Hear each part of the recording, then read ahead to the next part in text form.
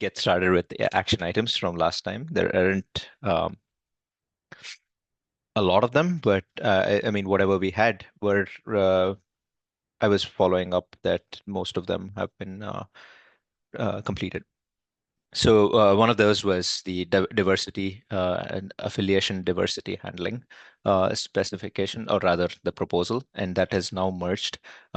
It was just a follow up to the previous proposal that talked about what we would like to do when we have something where the affiliation diversity was violated as a result of an election, and now the follow up just spells out exactly what the TC is recommended to do. So thanks for the discussion over there. The other thing we were checking about was the event-led proposal and the follow-ups for that.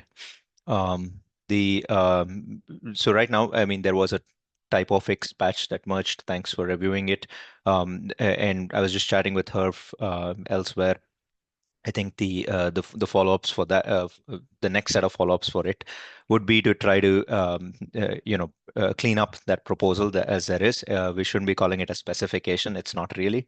So it's a goal proposal and it prescribes certain things and we would like to see some things in a goal proposal, right? Like there's a checklist of goal specific timeline specific questions.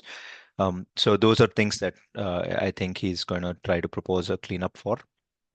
And it's also going to, address some more feedback that was provided on the initial proposal. So you'll see a lot of that content, I was told, that was previously there moved elsewhere.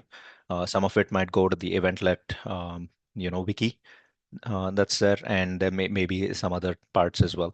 And we also discussed if we could start a pop-up team, I suppose, for all the efforts that are around, transitioning eventlet with respect to different use cases.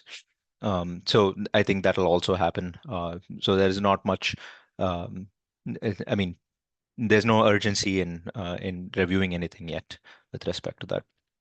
Um, what else? I think we had a question about Skyline and its setup tools, pinning, and I was pointed to the fact that they're basically just doing what's also being proposed what's also being done by the Zool manifests that push packages up to PyPy. I wasn't able to verify that, but I can point you to the link where that discussion is happening in case we want to follow up. But we did convey that they should be updating their build systems to not use setup.py the way they were, and maybe that would help avoid the situation. And besides that, I think let me see what other follow-ups we had. Does anybody else remember chasing something else as an action item last week?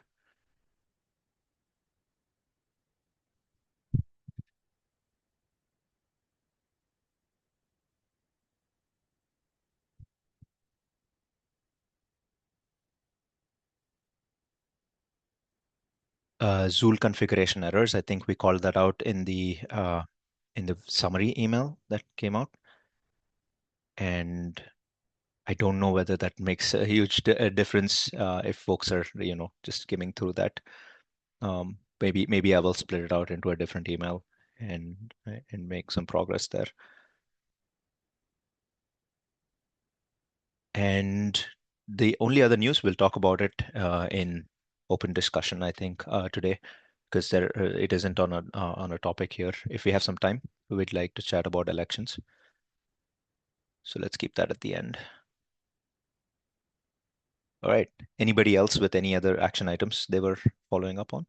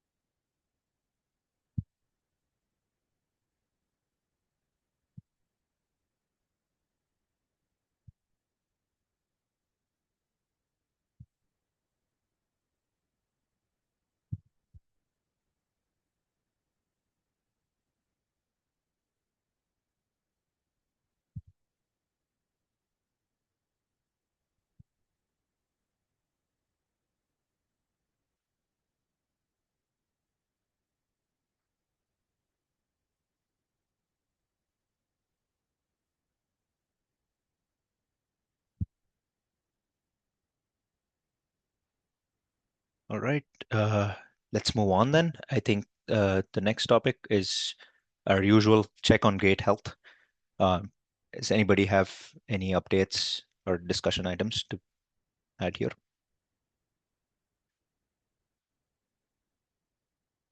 Things have seemed pretty good from my perspective. Not like not good in the absolute sense of the word, but good in the relative sense of pretty good for our gate, you know, considering what we consider to be good. Yeah, That makes sense.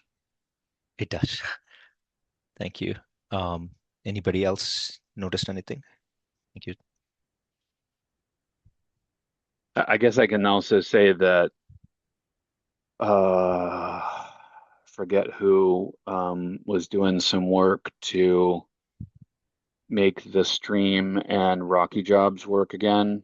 Oh, Um, and So we merged that on master and they're backporting it um, a couple of releases back, but um, it seemed to make the those jobs work, in the patch. So that's good. And Frickler also commented, which I agree with, that Stream continues to demonstrate its unsuitability for anything really. Um, so um, like the Nova people reported on their meeting today that they were still seeing stream failures. It wasn't clear to me whether or not they were before or after this fix. Seems like they should have been after, so I'm not exactly sure, but it fixed Rocky, so maybe Rocky can be our stand-in for things that where we needed stream previously. yeah. Yeah, eventually I spotted that Rocky is way more stable than Stream is Yep. in all such jobs as well. We kind of had issues with Stream, like yeah, at least once in a month or in 2 months, and Rocky wasn't hit by any of these issues. So Yeah. I mean, it's the same old story with stream, I think. Anyway, it was Frickler's point was like, why bother fixing it? Which I definitely don't disagree with, but the patch also was to fix Rocky, so I see. I'm trying to find that patches. Was that in DevStack or? I'll put it in the IRC channel. Thank you. Okay.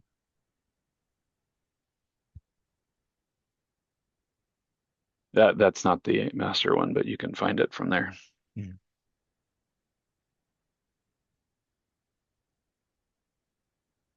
Oh, makes sense. the only issue I had with Rocky is like historically, is the mirrors being desynced from time to time. I think I haven't seen that like since March or something, since February. Um, but another thing is that I don't think that Rocky mirrors are that we have infra mirrors for Rocky. Correct me if I'm wrong. So maybe this is if we will decide to that we don't care much about Stream, maybe we can free up some space on IFS and get Rocky mirrors instead. Don't know the answer to that. Jeremy, do you know Clark's on IRC, I think? I think Neil had some patches up for adding them.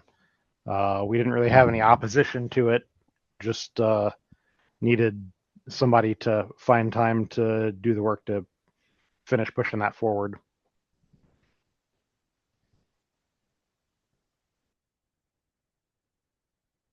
Makes sense.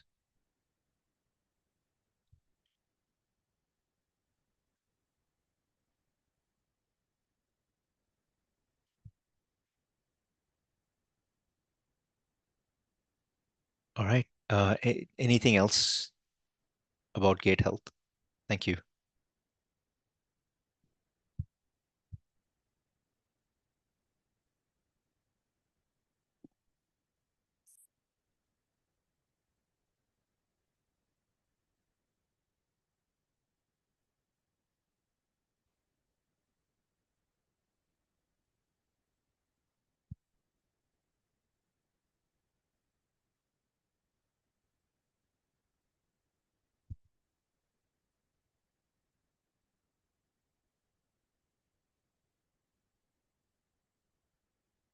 Thanks for keeping an eye.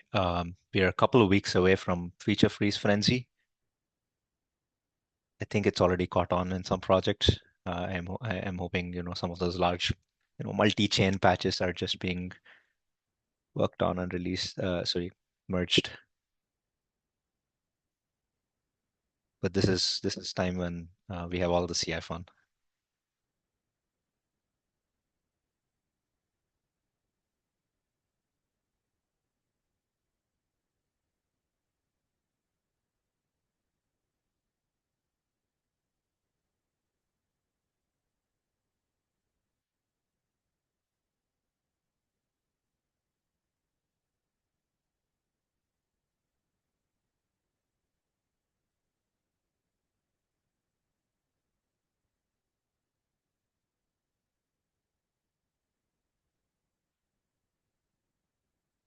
Right. Let's move I to. was I, Sorry. I was mistaken about there being an existing change, but there had been a fair amount of discussion at the Okay. end of last year about it, and so it looks like we were in agreement that the mirror could be added, just needed to get the work done. Makes sense.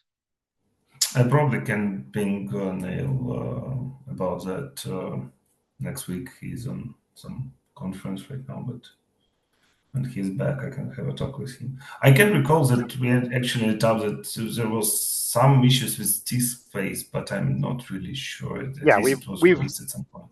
we've been going through and deleting a bunch of old EOL'd Fedora versions and now EOL'd CentOS versions and whatnot Yeah, to make Stream room 8. for to make room for the new Ubuntu Noble mirrors, but also freeing up space for stuff like Rocky. So I mean, we should be able to accommodate that. And there was some discussion. If you get up with me after the meeting, I can get you links to like which mirrors we were talking about pulling from on the rockylinux.org end and that sort of thing.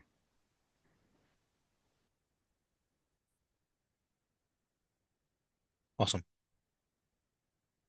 I was just going to say Stream 8 made that decision to clear out some disk space on our behalf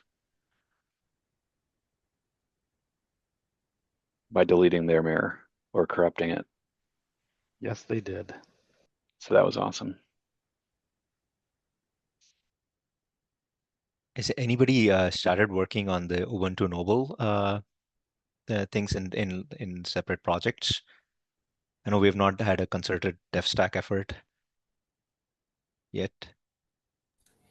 So in OpenStack Ansible, we've added jobs to have integrated test of Noble, and they seem to be passing right now, but it's it's pretty much isolated from everything else. Yeah.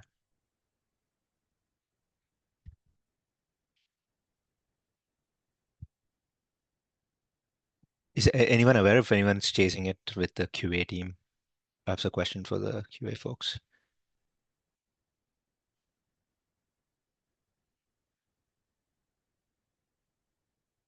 Probably not, but it's an itch I would like to scratch. So I'll just go check after this meeting.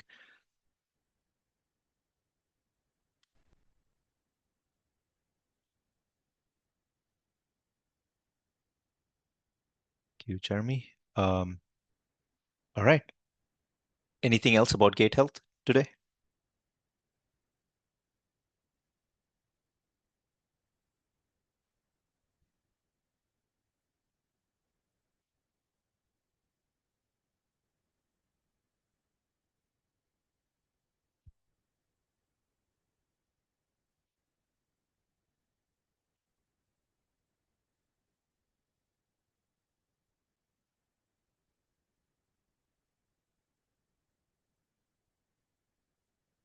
Let's move on to our usual tracking.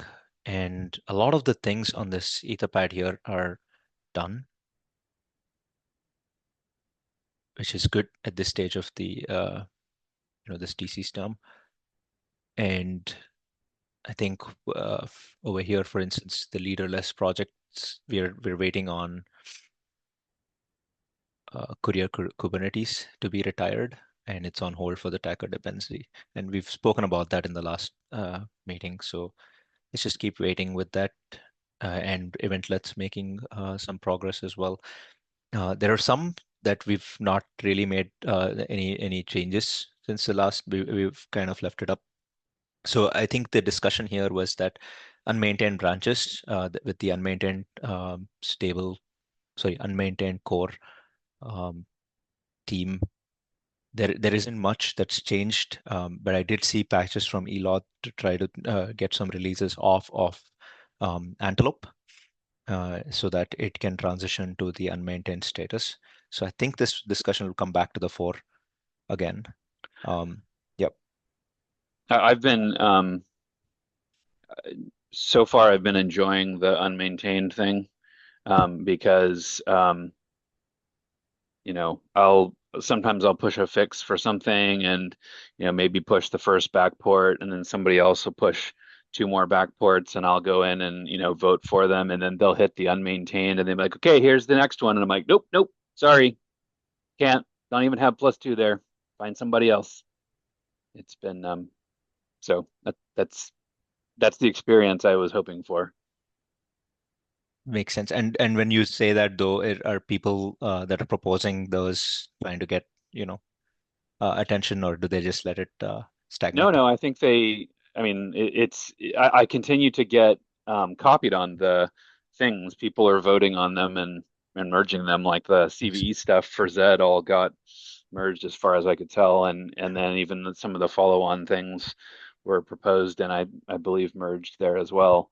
It's just it's it, it's a nice I want to say excuse, but with some better word. Like I literally don't have +2 there. I can't help you. I could go get it, but I'm not going to, right? So it kind of forces them to pivot to talking to different people at that point, and nobody has complained. So Yeah. I'm just saying it's working as advertised. We had much worse experience, I would say, with unmaintained branches. Like first thing that right after deleting stable branches, people were not like really aware of that. They are doing their usual things, and then oh well, we cannot clone anymore. Everything like our automation is broken.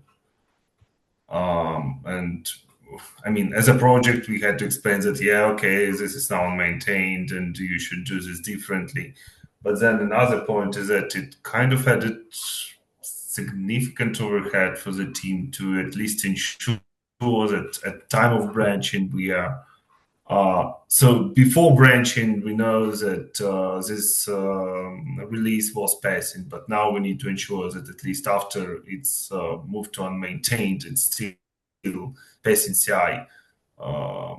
And we kind of spending quite some time on that, at very least in our team. So, But you're not supposed to do that. I mean, you can, but it's not required. yeah, I know it's not required, but it's we feel kind of awkward that we just acknowledgingly broke in the things that used to work like yesterday.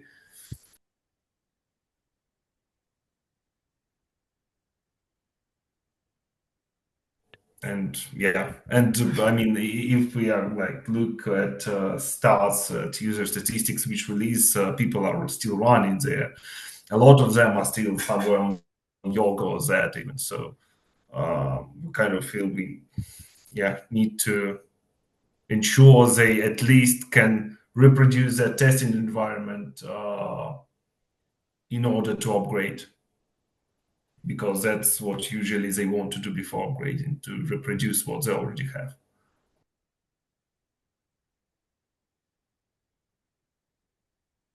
Yeah. Makes sense. And I think a smaller case was we had a lot of pending patches in unmaintained branches. We did the opposite of what Dan suggested, though, because we went and added ourselves to a unmaintained group so that we could help move those patches along. It is kind of weird, but sometimes some of those things were critical fixes that end users didn't know what to do with, and they needed some help to get them merged. And Yeah, it is a thing of we're not able to get folks to upgrade to newer branches. Yeah, I guess I don't know what to say about that other than like if you keep fixing it, they're not going to upgrade for sure. Yeah, for sure.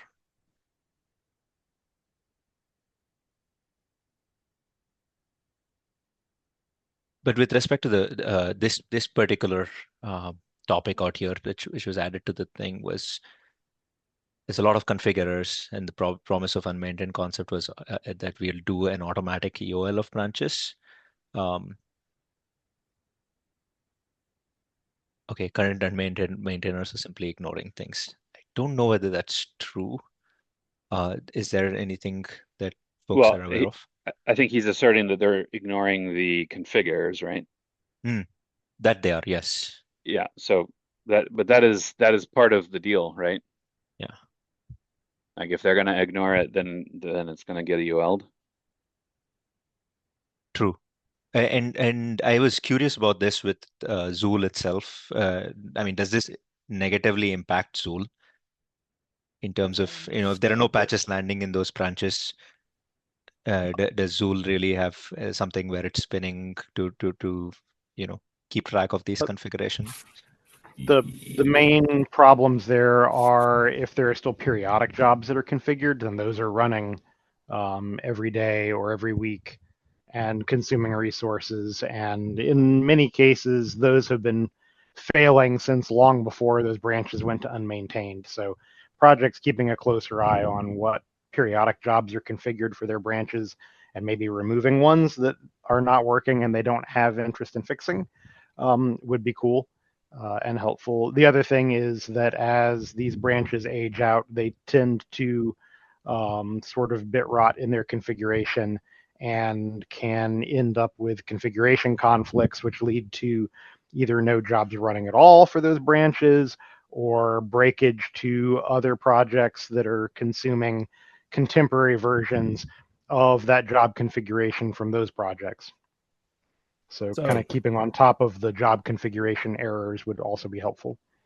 yeah, so But then that also actually another, goes directly to the question I wanted to ask is like my understanding is y'all changed it. It used to be that Zool config errors like actively caused a problem, and now it's not quite as intrusive. It's more like other types of CI failures where we're just misusing resources more so than actively causing issues for the open dev administrative team. Is that an accurate statement? Not not really.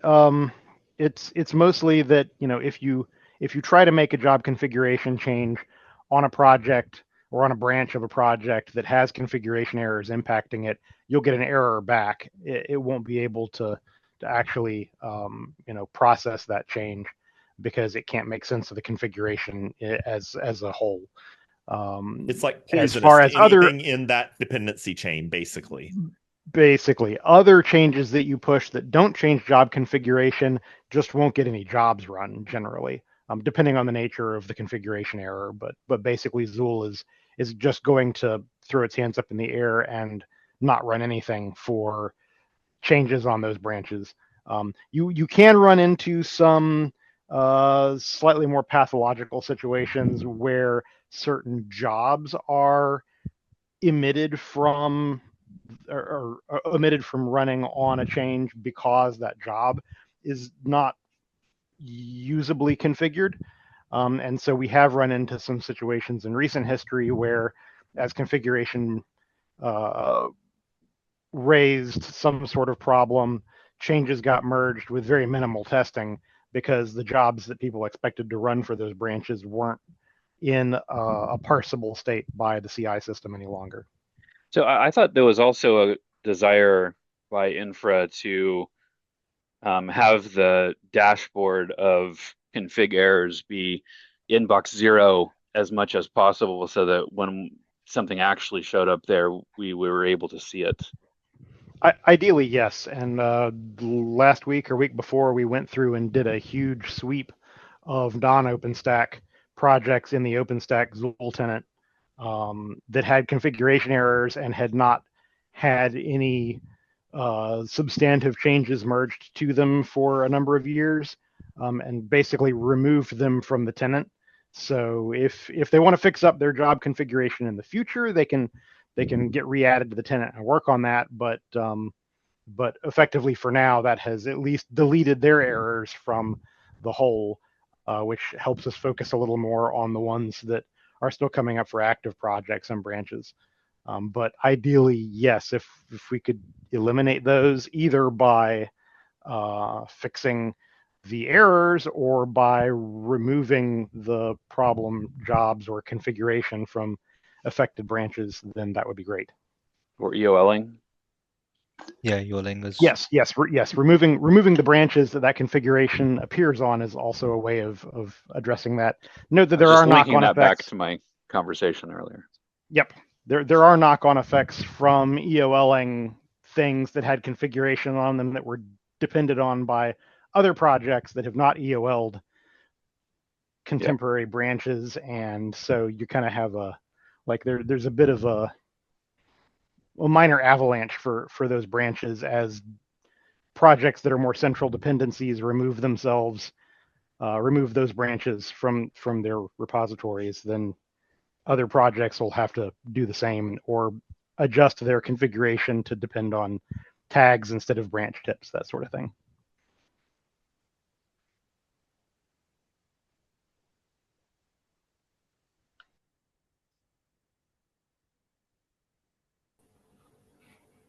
But there is also another thing that at some point I assume that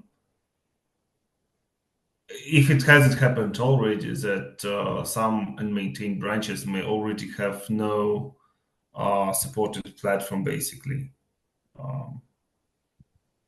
Yeah, I mean, we test do against. also we definitely do remove EOL platforms, and if branches are old enough that the platforms that they targeted their testing at are no longer actively maintained by the distros that used to maintain them, then there's really no effective testing left for them. I mean, they could, in theory, try to update what versions of things they're testing with to keep some tests running, but that also brings into question the viability of those branches anyway, because if they targeted versions of distributions that are no longer supported by the distributions, then there's not a whole lot of point in us trying to support the software that was so old that it was being used on those distributions, because people are basically running OpenStack on distributions that are no longer getting security patches. You know, how can we really commit to doing a better job of providing backported fixes to those versions of OpenStack than the distributions that those were running on? And to a certain extent, when you look at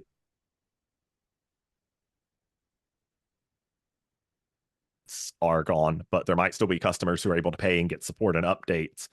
It sort of makes sense to me that that responsibility would shift from being an upstream responsibility to ship those patches for those older OSs to a vendor responsibility to ship patches for those OSs. Effectively, it already shifted from being an upstream responsibility to no longer being an upstream responsibility when we called those branches unmaintained. That's the point at where we said, if distros want to get together and provide some backported patches on these unmaintained branches, they're welcome to kind of reduce their overall workload, but it's not an upstream responsibility anymore.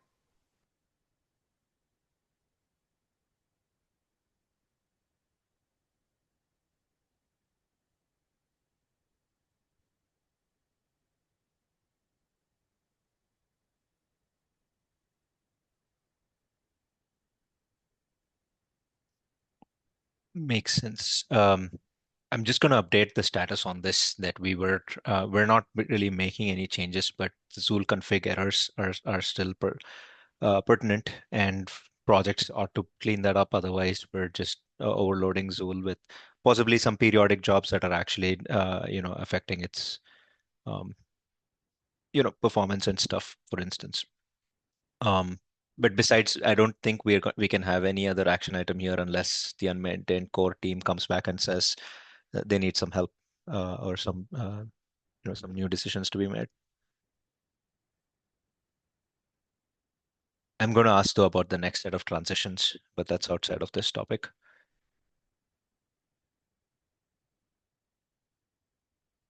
Anything else on that?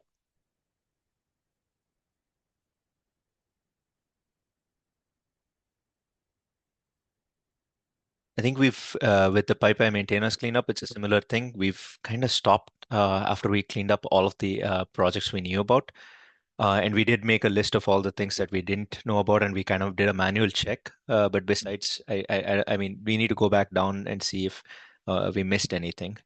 I ought to take an AI here and work with Frickler perhaps if he has some more findings on this. And down the list, I think the Open 2024 OpenStack user survey is already underway. And I suppose you all got some emails about it. But we should be probably thinking about questions for the 2025 user survey at this point. No urgency there. But that's the thing. Gate stability, we talk about it quite often. And inactive emerging projects, we've cleaned up the list and we're still discussing with Skyline and Monaska to go ahead and update us on some of those questions that we had for them. No rush, no urgency there. And I don't think we've identified anybody else in this situation. Right? Through this release, we've not marked any other new inactive project. And there are no leaderless projects that we have left with either. It's a good check on that list. Anybody is tracking anything else outside of this list that needs to go on this list, perhaps?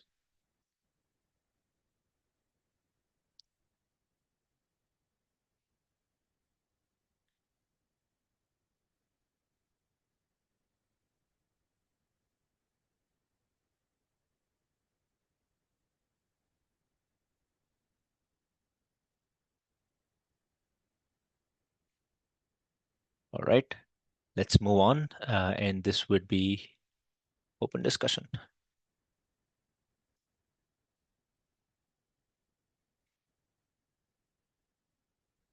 I did say in the election channel that we would probably chat a little bit about this.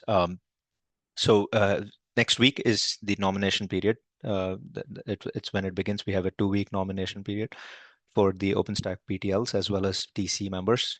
And we have 4 TC members that will be ending their term. And so those 4 seats are up for re-election. Jay has already mentioned on the OpenStack mailing list that he will not be nominating himself for re-election, and he was encouraging others to pursue this. And we have codified some rules around how to handle violation of affiliation diversity if should this happen.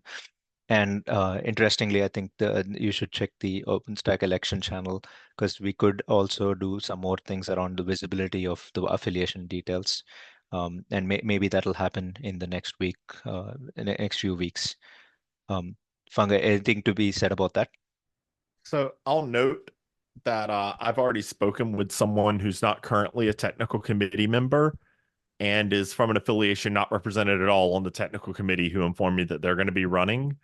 I would suggest if there's anyone else on the TC who is not Red Hat affiliated who doesn't intend on running, to please do the same thing to try to recruit someone to take your spot so that we don't put Gotham or anyone in the awkward positions that we were put in after last election.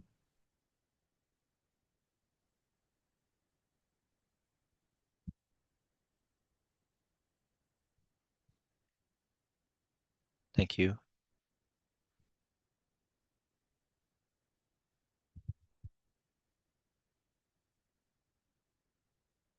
I hope I got that date right. But I mean, firstly, I need to thank Slavik for getting started on the election, getting rolling on the election. Thank you for volunteering to be an election official too. I'm learning the process along with you, so it's nice and fun to see what all is being done. And thanks, Jeremy, for helping us with both the tooling as well as pointing us to the resources.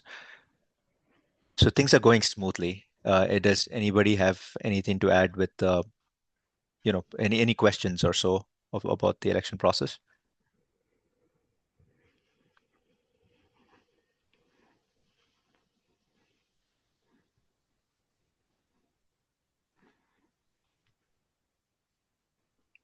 I guess to follow up some of the discussion in the election channel, we do already have affiliation querying functionality in the election tooling. So if we want to surface that in some of the commands that are used by the election officials and some of the CI jobs that run to validate prospective candidates who nominate themselves, that is reasonably trivial to do to provide the election officials with some sort of an early signal if they're looking at the probability of having an election that is at risk of potentially violating or even guaranteed to violate the affiliation limits, depending on how many candidates of what affiliations they have showing up. And also can possibly be used as a reminder for candidates to either correct or add their affiliation information in their Open Infra Foundation profiles as well.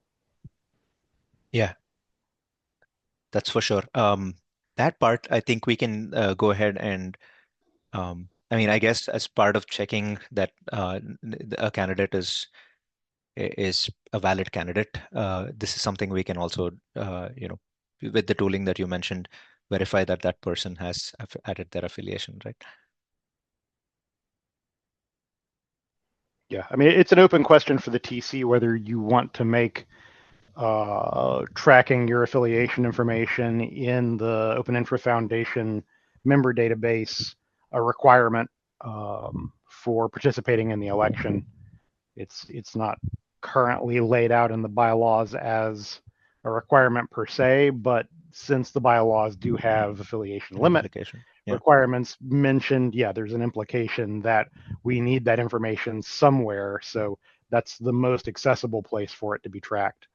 Kind of like how right now we optionally pull information such as the candidate's full name, display name, their IRC NIC, things like that from the foundation member database, but I don't think any of those are in there as requirements other than the email address, because that's our primary means of linking their candidacy to their foundation membership, since that's still listed as a requirement for candidacy. Yes. But any of those things could be made a requirement pretty easily from an enforcement perspective in the Zool job, just kind of tweaking the scripts that Tox is running. So that's all open questions for TC members to consider, either for this election or for future elections. I would defer. I mean, would that not be a decision that the election officials can make? I I think that. Yeah, I think some stuff like that is certainly something that the TC could decide to delegate a decision to the election officials, but the election officials are operating as delegates of the technical committee, so they're only really empowered to do whatever the technical committee says they can or should do. Okay, thank you. And certainly the easiest way for them to determine what they can or should do is if something is encoded in the technical committee charter, because then they don't really have to ask. But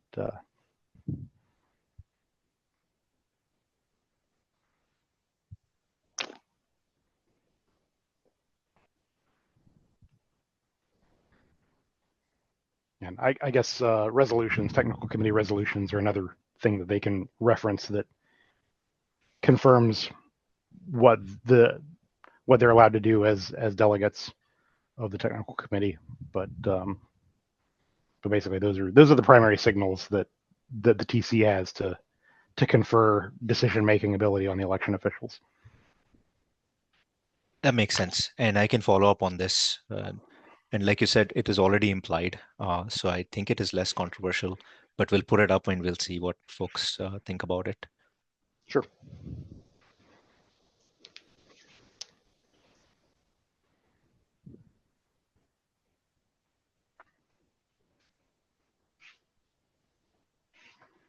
And I guess if there are any tooling related questions along these lines, I'm always in the election channel too. So Yeah, feel free to ask for help in there. Tony would be the other person who has helped with a lot of the technical aspects of this stuff in the past, and may be willing to. I'm not gonna say and put him on the spot for volunteering. necessarily helping with these things. Yeah, I'm not gonna volunteer him that he's working on that, because that's not my ability. But he has had an interest in helping with this stuff in the past too, so he might be willing to pitch in. He rewrote a lot of, particularly the communication templating and stuff like that that you find in the election repository as Tony's work. And mine was more of the foundation member database querying and structural data handling stuff in there.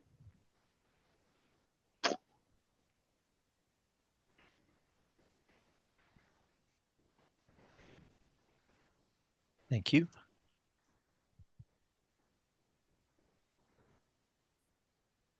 I think I did have a question, and I'll follow up on the OpenStack election channel. This was regarding a charter change where we recently made with adding a few more TC repositories.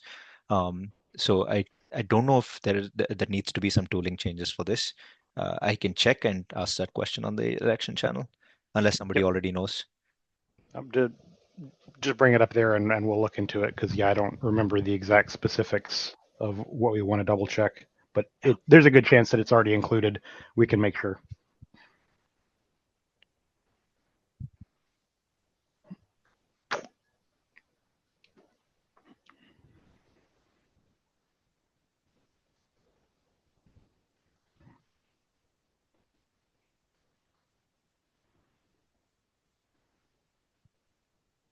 All right. That's all election news, and I'll bring it up again as Jay was mentioning. If you are, ending your term and you are looking to, you're looking to contest, please do. But if you are looking to resign and finish your term, and you please encourage somebody else, and motivate folks to take your place. And it would be awesome to avoid that affiliation issue from the get-go. But we'll all persevere towards that goal.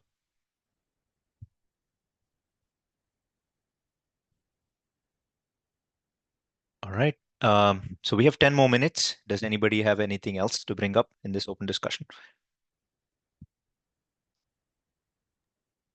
One thing, if I may, regarding election, I also asked about that in election channel already, but I wanted to ask you, all TC members, because I was thinking about something like, I was trying to hopefully, maybe somehow, lower number of projects which will not have candidates because of communication issues, or simply someone will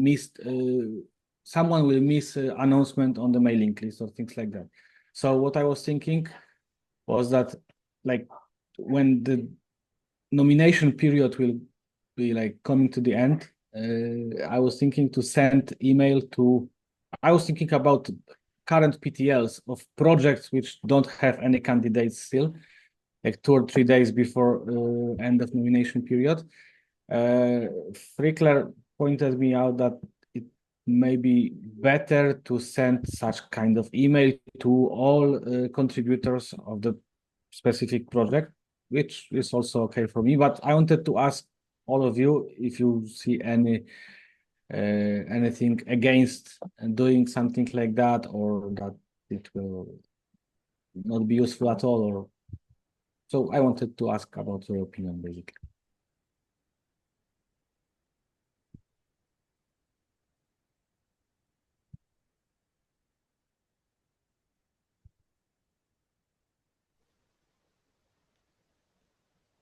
Speaking as a former election official and former TC member,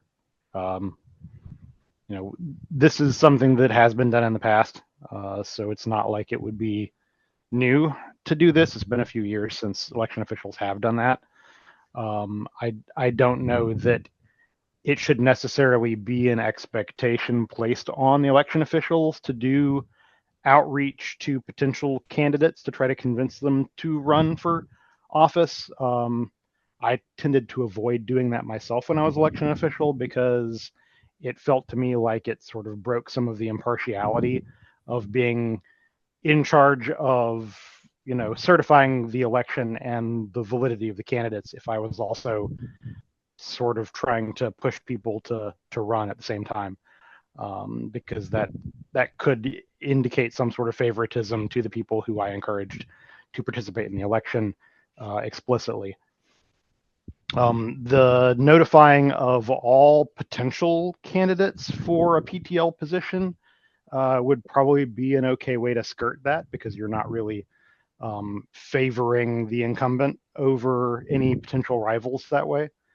But yeah, I don't know if it's just me being overly cautious when I was doing those things or not. I think that also it's worth noting that like we're kind of in a different world. There was a time when the OpenStack leadership elections were something that were usually really contested, right? Like we had large number of candidates stuff, but now it seems to be more about finding someone who's willing to volunteer to do the work of governance rather than necessarily, it obviously flows through a democratic process, but I don't think that the primary concern in election time has been, golly, I hope we conduct this election fairly, so much as it has been, I really hope we have enough people to be all the leaders. So I can understand your take, but I would err on the side of encourage everyone to run due to the fact that we've sort of flipped it on its head, where there's not a limited number of positions and a lot of people who want them. There are a lot of positions and about an equal number of people willing to fill them. And so making sure that all the slots are filled probably is a higher benefit than any appearance of impartiality, especially given that I don't think there's anyone in the room who would think that you would ever do anything, or really anyone who works on our elections would do anything untowards, regardless of how they personally felt. Yep. And the other concern that I did bring up in the channel when we were first discussing this is that just from a perspective of future elections and future election officials, you don't necessarily want to put that expectation out there that they're going to do this every election, because not every time do the election officials have sufficient number and available time to do a lot of direct outreach. That hasn't really necessarily been part of the job description in the past. So, we wouldn't want to put additional pressure on future election officials to do the same sorts of things. And also, we wouldn't necessarily want to train PTLs that you don't really have to pay attention to the mailing list, because somebody's going to email you directly to let you know that you should run for this election. So those are things to keep in mind. Again, I don't think that they're necessarily showstoppers, but something to consider.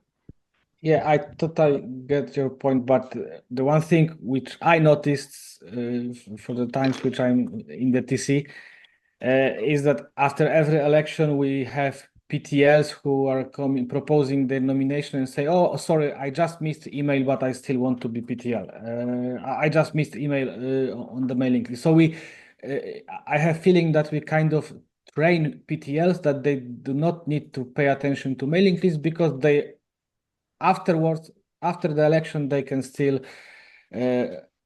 rise they like volunteer and they will still be PTL. So